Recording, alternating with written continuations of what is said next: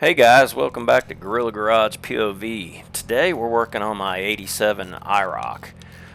Having a little bit of an extended crank issue with it, and I thought I'd go on and when I bypass the coolant temperature sensor to the ECM, it fires right up. So here I am taking the alternator bracket off, taking the alternator. There's the sensor I'm going after right there, and here's the new one.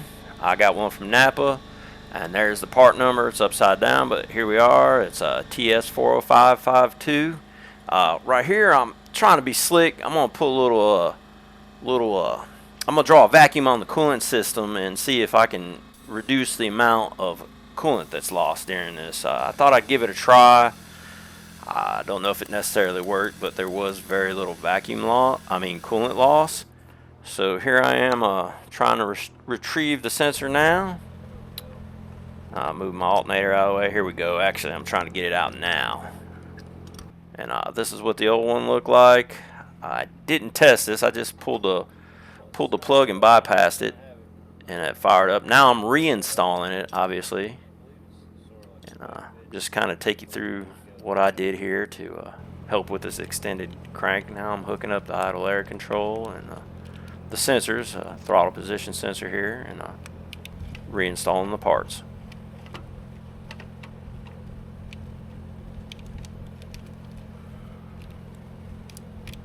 I had to kind of remove the alternator out of the way. It just seemed to help me better. I didn't have a medium well socket.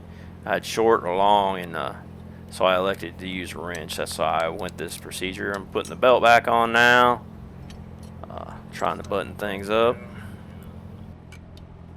Get my belt adjusted.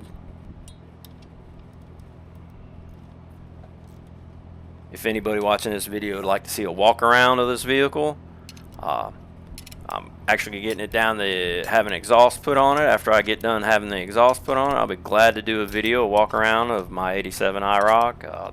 Walk around it, show you the outside, under the hood, and in the interior. About got this thing finished up right here. Putting the air intake or the mass air meter and all back on. Took that off before I started. Be good to mention to just gain the room that I needed. And there we are, cranked up and running. Seems to fire up a bit better. Now I'm gonna go underneath it, and I'm just showing a fuel filter service on this car. I don't know, but it is an AC Delco, and I don't know if it's ever been replaced. I would think, being as old as the car has, it may have. But here we go. We're taking a support bracket loose. I took it loose and just slid it out of the way. I've seen some other videos where guys didn't, but being up under the car and having a little age on me, I just get everything out of the way. Sometimes just makes it a little easier.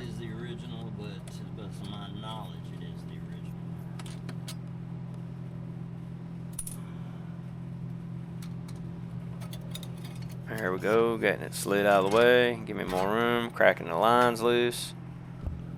Wasn't too bad. I was fearing that they'd be real tight, but it wasn't too bad, so it may have been replaced. I believe all the fuel pressures. AC Delco. AC Delco. It may be original, y'all. Should I keep this or decide to sell it? Alright, here we are. Where I work, we have a parts room, and we carry Baldwin products, so I went on and got me one, and now I'm reinstalling it. Here, I'm checking fuel pressure.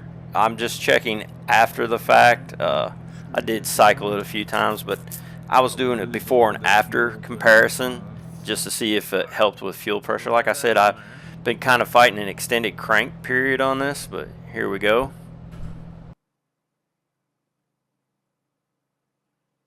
And there we go. We had about the book calls it should have 40.5, so we're right there.